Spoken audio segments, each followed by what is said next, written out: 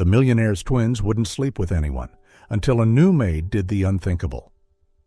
The crying of the two babies echoed through the glass walls of the luxurious mansion on the outskirts of Seattle, slicing into the night like thin blades. It was the 6th night in a row. Lily and Harper, 6-month-old twin girls, had been unable to sleep for more than 30 minutes at a time. Every time one of them finally drifted off, the other would burst into tears, as if their anxiety passed from one tiny heart to the other. Ethan Miller held Lily in his arms, walking slowly along the long, hollow corridor. The warm yellow lights cast down on the hollowed, exhausted face of a man once accustomed to living among fame and multi-million-dollar figures. In the room across the hall, Linda, the nanny, was still struggling in vain to soothe Harper. A moment later, Linda appeared at the doorway, her back resting lightly against the wooden frame, her breathing labored. "Mr. Ethan," her voice was hoarse, "I'm afraid I've done everything I possibly can." Ethan turned to look at her, dark circles sunken deep beneath his eyes. In just 1 month, 6 nannies had come and gone. No one could endure the endless sleepless nights in this cold, silent house. "I've never seen a pair of twins this unsettled," Linda said softly, her eyes full of sorrow. In Ethan's arms, Lily hiccuped in short, broken sobs. Her tiny hands clutched tightly at her father's shirt, her face flushed red from crying herself to exhaustion. Ethan Miller, a man once accustomed to million-dollar contracts and power in his hands, now felt more helpless than anyone in the world. "Should we invite another doctor?" Martha suggested cautiously. "We've already had 5. Ethan replied quietly. "All of them say she's completely healthy." "They're right physically." Linda hesitated. "But children can feel pain, Mr. Ethan. Perhaps the girls are sensing the emptiness inside this very house." Her words struck Ethan's chest like a silent blade. It had been 6 months since Hannah, his wife, had passed away forever on the delivery table. From that moment on, the mansion had ceased to be a home. It had become nothing more than a vast space filled with memories and an indescribable sorrow. Money, fame, power. All were powerless against the emptiness enveloping the fragile children and his own heart. He swallowed hard. "So, you've decided to resign after all?" Linda looked at him, then at the 2 babies, her eyes full of guilt. "I have nothing left to try. I'm sorry, Mr. Miller. Truly." The next morning, anxious murmurs filled the kitchen of the Miller mansion. "No luck finding anyone?" Ethan asked, holding a cup of coffee he had not taken a single sip from for half an hour. Martha, the housekeeper who had worked for his family for more than 20 years, shook her head. "We've contacted every agency, posted in nanny groups, even asked acquaintances. Everyone hears about the girl's situation and then refuses. They say," she hesitated. "They say what?" Ethan pressed. "They say this house has a problem. Everyone who leaves says every night here is like hell." Martha sighed. "But this morning, the office sent over one last profile. She's a bit different, but she might be our final hope." Ethan no longer had the strength to hope, but he had no other choice. "Call her in, as soon as possible." At around 3 in the afternoon, the gate bell rang. Ethan glanced at the security screen. A young woman stood outside the black iron gate, wearing a faded olive coat, simple jeans, and white sneakers marked with a few scuffs. Her hair was tied neatly at the back of her head, with a few loose strands falling along her cheek. Beside her was a worn canvas backpack. From the camera, he saw her lift her gaze to the towering mansion with deep, bright brown eyes, not with greedy amazement, but as if calmly assessing a foreign place that did not overwhelm her. The door opened. Martha led her into the living room. "Mr. Miller, this is Emma Hayes." "Hello, sir?" Emma smiled, not brightly, but sincerely. "Thank you for giving me the opportunity to be interviewed." Ethan gave a slight nod. Emma, I'll be direct. My twin daughters have not slept peacefully for nearly a month. Every nanny before you has quit. I'm not sure you truly want this job." "That's why they sent my file to you," Emma said calmly. "I'm usually the one they call when other cases are hopeless." Ethan frowned. "What do you mean?" "I've cared for premature babies, abandoned children, traumatized children, and children who lost their mothers early." Emma answered, not boasting, merely recounting, "I don't have miracles, but I take the time to listen to them, in my own way." "In your own way?" he repeated. "Children can't speak, but their bodies, their breathing, their crying, all of that is language," Emma replied. "I simply learn their language patiently." Ethan felt there was something different in the way she spoke. No theories, no formulas, just a quiet kind of understanding. "Would you like to meet them?" he asked. "Right now, if possible." Emma smiled. Ethan and Emma walked up to the second floor together, the area reserved exclusively for the two babies. The nursery door opened, revealing a spacious room flooded with soft, gentle light. The walls were painted a blend of pastel pink and pale lavender, so tender it felt like stepping into a dream, woven from cotton and sunlight. The two cribs stood symmetrically opposite each other, every item in the room perfect, delicate, and expensive, from the musical mobile to the imported stuffed animals. Clearly, Ethan had given his daughters everything that material wealth could offer. Only one thing was missing. Lily and Harper were awake. They were not crying violently, but their soft, continuous whimpers did not stop, like two thin threads slicing quietly into the hearts of the adults. Emma paused at the doorway for a few seconds, then stepped inside. Her movements were slow, her footsteps almost soundless. "Hello, my little angels." Her voice was so soft it nearly blended into the air. Strangely, the crying faltered. Two pairs of bright, glistening eyes turned toward her, full of curiosity. Emma turned to Ethan. "May I hold them?" Ethan nodded, his heart beating faster than usual. Emma walked over to the crib near the window and gently lifted Lily first. The little girl's body was tense with agitation. Unlike the others before her, Emma did not try to soothe from a distance. She pressed Lily close to her chest, letting her own heartbeat meet the tiny one directly. Her arms swayed gently, evenly, slowly. Almost instantly, the sobbing stopped. Lily opened her eyes wide to look at Emma, then her eyelids slowly drifted shut. Ethan stood frozen. "That's impossible," he whispered. Emma then leaned toward the other crib and lifted Harper with her free arm. The two tiny children lay nestled in her embrace, pressed to the same place, her heart. Harper did not cry, only reached out to touch a loose strand of hair on Emma's cheek. "They look so much like their father." Emma smiled. "Everyone says that," Ethan replied. She hesitated slightly, then asked very gently, "And what about their mother?" Ethan stiffened. His chest felt as if it had been tightly squeezed. "Hannah didn't survive the delivery." A familiar pain flickered in Emma's eyes, the kind of pain only those who have lost what is most sacred can recognize. "That's why they cannot rest peacefully," she said. Ethan looked up. "What do you mean?" "Newborns need more than food and being held," Emma replied softly. "They need to feel the steady presence of love. The girls were born into loss, then constantly changed caregivers. To them, the world has no anchor." Ethan fell silent. In his mind appeared the images of each nanny coming and going, each with different methods, different schedules, yet no one had ever spoken to him about the word love. "Do you think you could become that anchor?" His voice lowered. Emma looked down at the two tiny faces resting in her arms. Lily was already asleep. Harper's cheek was pressed against her chest, her breathing slowly growing steady.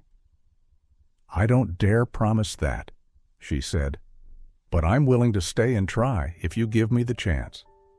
Ethan did not hesitate for a single second. "When can you start?"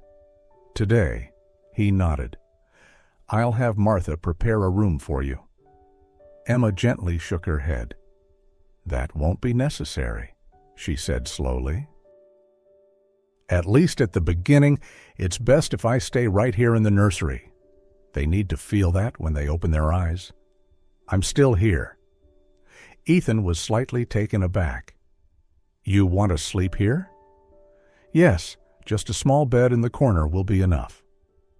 He looked at his two daughters, sleeping peacefully in Emma's arms, something he had not seen in 5 long days. "All right," Ethan said quietly. "If you need anything at all, just tell me." Night fell over the Miller mansion in a rare stillness. In the corner of the nursery, Emma set up a small single bed, just enough for her to sit up instantly whenever the babies needed her. After dinner, Lily and Harper were still not truly settled. They fussed lightly, not violently, but persistently, like small waves endlessly washing against the shore. Emma pulled a chair closer to the 2 cribs, her eyes carefully observing every tiny movement. "Let's see. What do you need, my little ones?"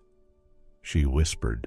After only a short time, Emma noticed something no one before had paid attention to. Lily was sensitive to sound. Even the slightest unfamiliar noise made her flinch. Harper, on the other hand, was the opposite. She needed warmth, needed touch, needed the feeling that someone was truly close. 2 tiny souls, born on the same day, yet moving to completely different rhythms. Near 11 o'clock at night, when both babies suddenly burst into tears at the same time, Emma did not rush to pick them up one by one as before. She gently lifted both of them together, held them close to her chest, and sat down in the rocking chair beside the window. "Shh! Close your eyes now, my little angels." Her voice melted into the darkness. "Emma is here." The chair swayed softly back and forth. Emma began to hum an old lullaby, the very song her grandmother once used to lull her to sleep in a small house that now existed only in memory. The melody was slow, steady, and gentle as breathing. Lily relaxed first. Her eyelashes trembled lightly, then slowly lowered. Her tiny fingers, once stiff with tension, gradually loosened. "That's right. Go to sleep now, my sweet one," Emma whispered. Harper took longer. The little girl shifted a few times, her tiny hand clutching Emma's collar. But soon, within the warmth of Emma's embrace and the steady rhythm of the lullaby, Harper's breathing also slowed, grew heavier, and drifted into sleep. Emma did not stop. She remained there, continuing to rock the chair, continuing to sing, even after both babies had long fallen deeply asleep. Time passed slowly. For 2 full hours she barely changed her position just to make sure this sleep was truly peaceful. When Emma finally laid Lily and Harper back into their cribs, both of them remained in deep sleep. No startled movements, no sudden crying. For the first time after many days of chaos, the Miller mansion sank into a complete silence. The silence of peace, no longer the cold emptiness of despair.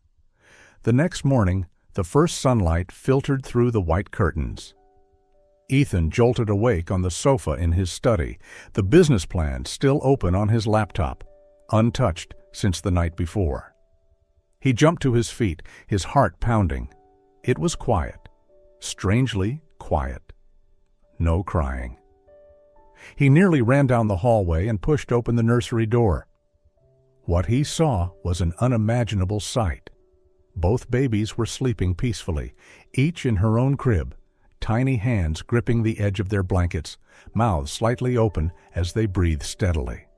Emma lay curled up on the small folding bed in the corner of the room, without a blanket, her arms wrapped around herself. "Emma," he called softly. She startled, sat up quickly, then looked into the cribs. Only after making sure the babies were still asleep did she turn back to him.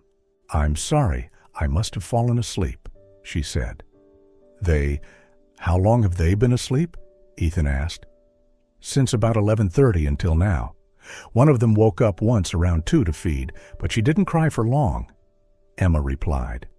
Then she fell back asleep. Ethan felt his throat tighten.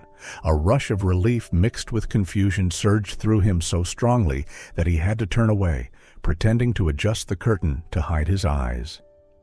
"Thank you," he said quietly. "Don't thank me. They just needed someone to be there." Emma smiled softly. "I only did what any mother would do, stay with them, even when tired, even when sleepy." The words "any mother" caused the heir to pause for a moment. He looked at her, hesitating. "Do you have a child of your own?" "No." She answered a little too quickly. Then her voice softened. "At least, not anymore." Ethan fell silent. He sensed something deeply painful passing through her eyes, like a dark cloud drifting across the surface of a lake. He did not ask any further. Over the following weeks, the change in the 2 babies became so clear that no one in the Miller mansion could deny it. Lily and Harper no longer cried relentlessly all day long. They began to smile more, sleep peacefully through the night, eat on schedule, and willingly play. The heavy, gloomy atmosphere that had filled the house for months gradually gave way to soft, youthful sounds, full of life. Martha, the housekeeper who had been with the family for more than 20 years, could not hide her amazement. "I have never witnessed such a rapid change, Mr. Ethan." She shook her head, her eyes still filled with disbelief. "It truly feels like a miracle." Ethan stood leaning against the living room doorway, his gaze following Emma as she sat on the large rug in the center of the room. She played with Lily and Harper as if she were talking to children already old enough to understand everything. 3 months later, the front yard of the mansion echoed with the sound of rolling wheels and dragging luggage. A black SUV pulled up in front of the gate. Mary Miller, Ethan's mother, returned after a long trip in Europe. At 62, she still carried her sharp, elegant demeanor and her habit of controlling everything in the family. "Mom?" Ethan stepped forward and gave her a quick embrace. "Ethan." She pressed her cheek to her son's, then stepped back. "How are my grandchildren?" "They're in the playroom with Emma," Ethan said. "Emma?" Her eyebrows lifted. "Who is that?" "The new nanny. She came and saved this whole house," Ethan answered honestly. Mary Miller's face stiffened slightly at the word saved. She walked swiftly into the house, her heels clicking against the wooden floor. Children's laughter echoed from the playroom. "Peekaboo! Bem!" Emma's voice rang out, light and cheerful. Mary stopped at the doorway. Emma was sitting on the floor, cross-legged on a pastel-colored rug. Lily lay on her back across Emma's lap, while Harper slowly crawled beside her, clutching a stuffed rabbit tightly. Emma leaned in close, pretended to hide her face behind her hand, then revealed it again with a playful expression that sent the 2 babies into peals of laughter. A scene every grandmother would long to see. But Mary did not smile. Mary looked Emma up and down. "You are the nanny?" "Yes, I'm Emma Hayes." Mary's gaze lingered longer on Emma's simple clothes, her youthful face, and her humble demeanor. "How old are you this year?" 25. Mary frowned. "Too young to take care of 2 infants in a family like this." "I am fully capable, ma'am." "Based on what?" Emma spoke about her training courses and the special care cases she had handled before, but Mary remained unconvinced. Just then, Ethan appeared. "Mom, was your trip all right?" "It was," Mary replied quickly. "But I'm not at ease with the way the children are being raised. They're making great progress. That is not how distinguished families raise their children." Mary's eyes swept over Emma once more, cold and judgmental. Emma understood that look very well. She had been familiar with it for a long time.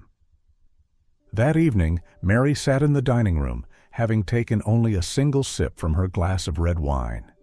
Ethan sat across from her, exhausted. "Ethan," she spoke, "I don't like that girl." "You've only met her for a few hours." He sighed. "That's enough to know?" Mary said. "She's far too intimate with the children, hugging them, kissing them, laughing with them, like their mother." "They lost their mother," Ethan replied softly. "They need someone to fill that void." "A nanny is not meant to be a mother," Mary said, her eyes sharp as blades. "A nanny is an employee, and she's forgetting her place. The only thing I care about is this. My daughters can sleep, they can eat, they can smile. Since Emma arrived, that has happened," Ethan said, his voice growing firmer. "Before that, everything was hell." Mary changed her tone. "Don't you find it strange? A 25-year-old girl? How could she understand newborns so deeply?" "Maybe because she's capable. Or because she hasn't told you everything about her past." Ethan stiffened. "You mean, I think you don't truly know who you're entrusting your children to." "I reviewed her file." "But have you called the family she worked for before?" Ethan fell silent. "Actually, no." Mary stared directly at her son. "Then you should investigate. No one entrusts their child's life to someone they don't truly know." Those words haunted Ethan's mind all night. A week passed after that conversation filled with suspicion, and Mary Miller lost what little patience she had left. To her, doubt that was not verified became a threat, and she never allowed a threat to exist in her home.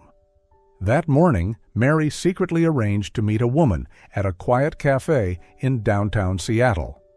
Her name was Rachel Turner, a former private investigator well known among the elite for her discretion and absolute efficiency. "I want you to investigate this person," Mary said as soon as she sat down. 2 days later, Rachel met her again. The meeting took place inside a car parked beneath the canopy of an old maple tree on a quiet street near downtown Seattle. Rachel sat in the passenger seat, a thin file folder resting open on her lap. "You want to know why Emma Hayes keeps changing jobs?" she asked. Mary did not hesitate. "Go on." Rachel turned to the first page. "In every family she has worked for, the same pattern appears." She paused briefly. "She becomes attached to the children, beyond the boundaries of an ordinary nanny." Mary's fingers tightened slightly. "One family let her go because their baby would only stop crying when Emma held him. When the child was returned to his own mother, he screamed in panic." Mary frowned. "And the other family?" she asked. "The child began calling Emma Mother," Rachel continued. "When the parents discovered it, they immediately terminated the contract." A cold glint flashed in Mary's eyes. "So she has a history of crossing professional boundaries." "Yes," Rachel nodded. "And there is something even more important." Rachel lowered her voice. "Emma once lost a child of her own. The pregnancy ended painfully many years ago." Mary froze for a fraction of a second. "So," Rachel continued, "there is a very high likelihood that she is unconsciously transferring her pain and her maternal instincts onto the children she cares for."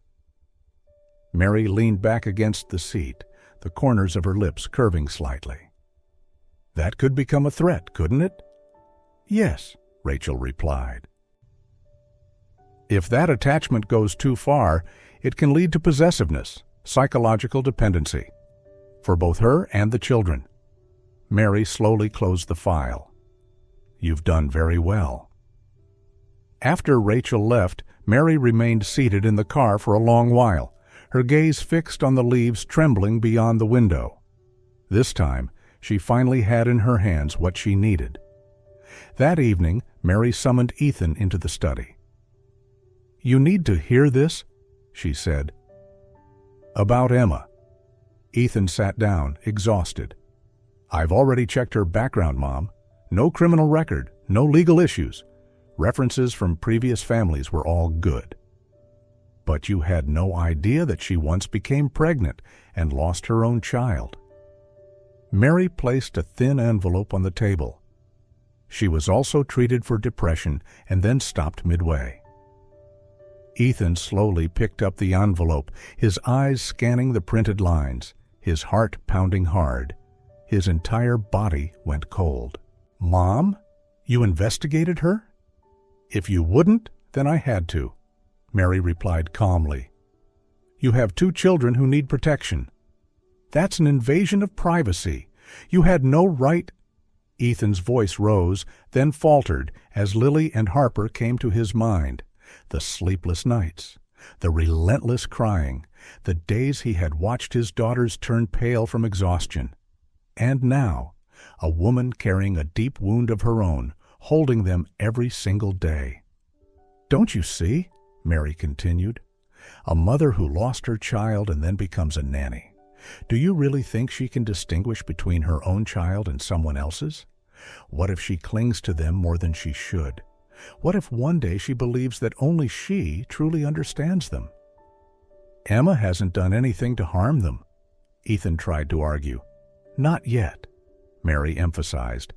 But are you willing to gamble Lily and Harper's future on an unstable woman? That question lodged in Ethan's throat for the rest of the long night. That evening, as he watched the 2 babies sleeping peacefully, he found himself wondering whether that very peace was resting on some dangerous foundation he could not see. The next morning, as Emma was spreading blankets for the babies on the rug, Ethan stood hesitantly at the doorway, his hands clenched tight. Finally, he took a deep breath. Emma, we need to talk. They stepped out onto the second-floor balcony, overlooking the green garden where the maple trees were beginning to turn golden. Ethan placed the envelope on the small wooden table. What is this? Emma asked. Your medical records, Ethan said, trying to keep his voice steady. My mother spoke with some acquaintances at the hospital. Emma's face went completely pale. You read everything? Yes, he answered. Why didn't you tell me you were once pregnant, that the baby didn't survive? His voice began to tremble. You're afraid that I'll see Lily and Harper as my own children, afraid that I'm clinging to them to fill the void, Emma said, her eyelashes trembling. Maybe you're partly right. I love them. I don't deny that. When I hold them, I think of my own baby. When they smile, I imagine how my child might have smiled if they were still alive. Tears slid down her cheeks, one by one, yet her voice did not break. But I have never thought of taking them away from you. I know exactly who I am in this house. I am the nanny. I am the outsider. She paused, swallowing hard. I only stand at the edge, trying to keep 2 little hearts from breaking once more. Ethan remained silent. The previous families investigated me too. Emma continued. They saw that I loved their children too much. They were afraid. They said their children clung to me more than to their own mothers. They dismissed me. Do you see yourself as their mother? He asked. Emma lifted her head. Her eyes were red and swollen. I am not Lily and Harper's mother, she said slowly. But I love them as if they were my own flesh and blood.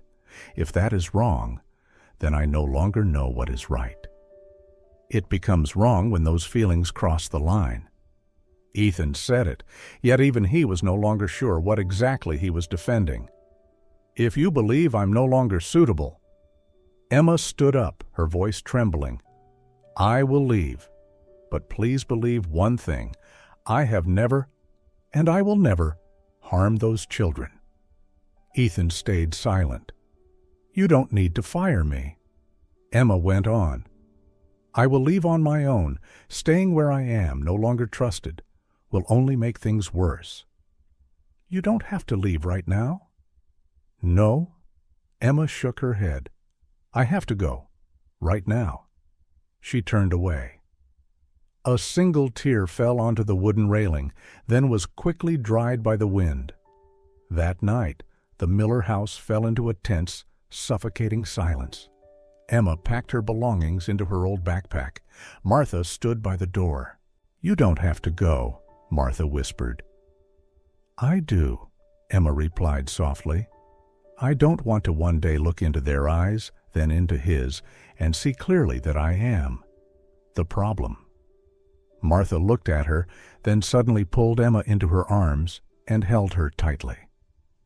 "You are one of the rare good things that has happened to this house since Hannah passed away," she whispered. "I pray to God that this is not the end." Emma left as the wall clock struck 12. There was no goodbye, no loud slam of a door. She simply walked out quietly, lifting her eyes one last time toward the nursery window, where the soft nightlight still glowed faintly. "Sleep well, my two little hearts," she whispered.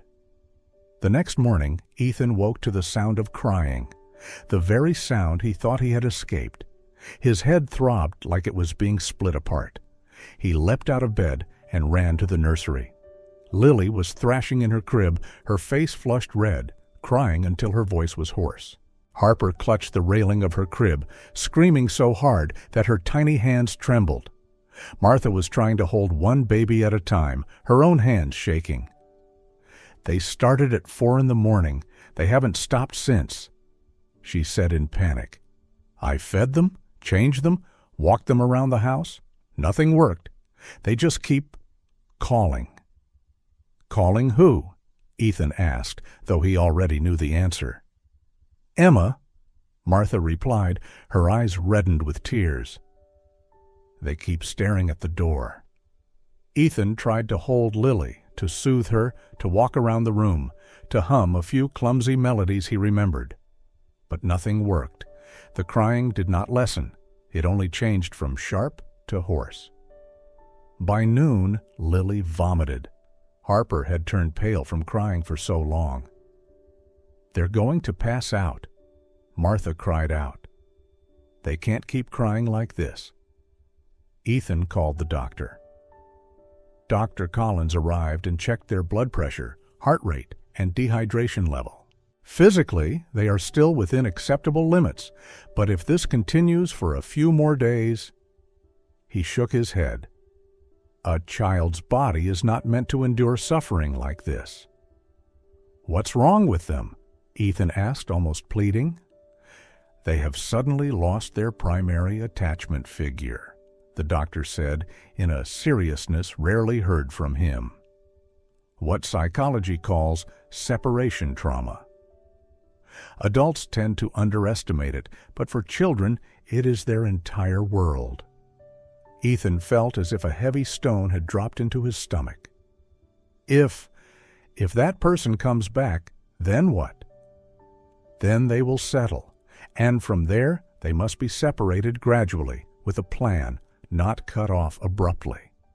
The doctor replied, "I am not saying this to interfere with your staffing decisions, but I say it as someone who has seen many children suffer long-term because adults chose what was easier for themselves and harder for the children." Ethan stood frozen, his hand gripping the crib railing tightly. Lily was still screaming, looking at him with eyes like shattered glass. On the second night, the babies were nearly exhausted. They screamed, then fainted for a few minutes, then woke again in panic. The cries tore through every corner of the house. Mary sat in the living room, both hands clenched tightly around a cup of cold tea. She tried to ignore the guilt pounding in her chest. "They'll get used to it," she said, as if speaking to herself. "They're just children. They forget quickly."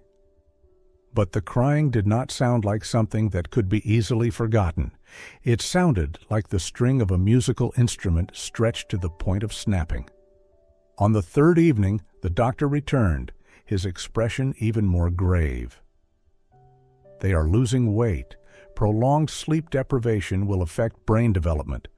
I don't want to frighten you, Ethan, but this condition is Alarming. Ethan sank down into a chair, burying his face in his hands. Martha placed a hand on his shoulder. "I don't know what else to do anymore." "Call Emma," Mary said quietly. He picked up the phone. His fingers were shaking so badly that he dialed the wrong number twice before finally managing to make the call. The phone rang for a long time. It wasn't until the fourth ring that the call was finally answered. "Hello." Emma's voice came through, hoarse and weary, like someone who had not slept for many nights. "Emma, it's Ethan," he said. Silence. He could hear her faint breathing on the other end. "Is something wrong? With the girls?"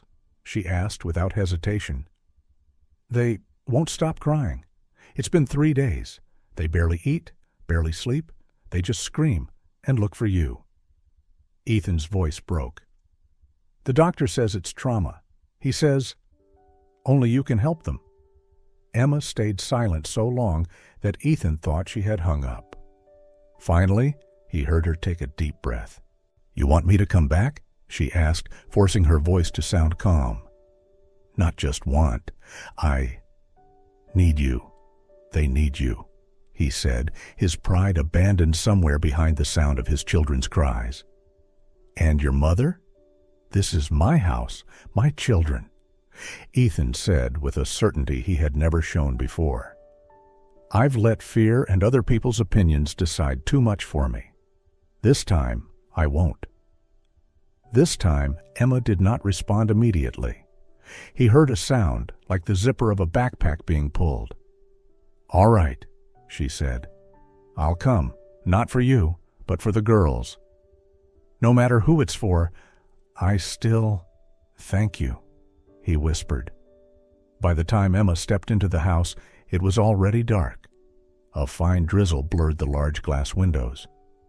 Martha opened the door, her old eyes lighting up.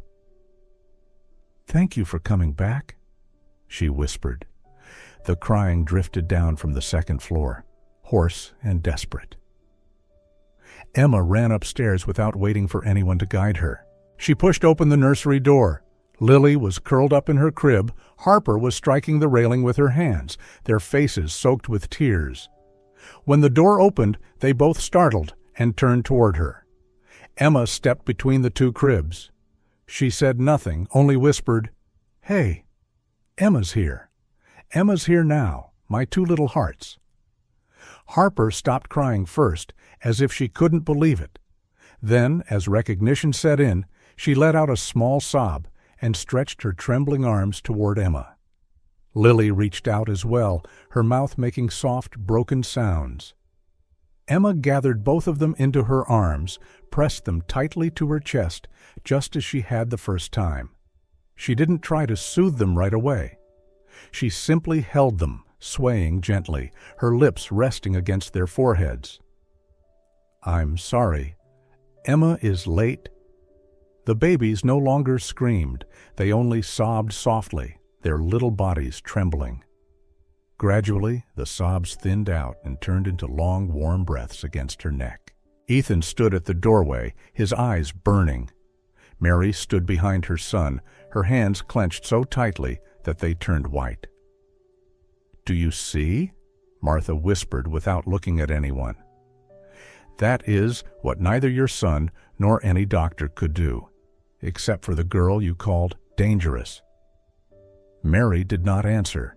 She only watched her grandchildren cling to Emma like their only lifeline in the storm.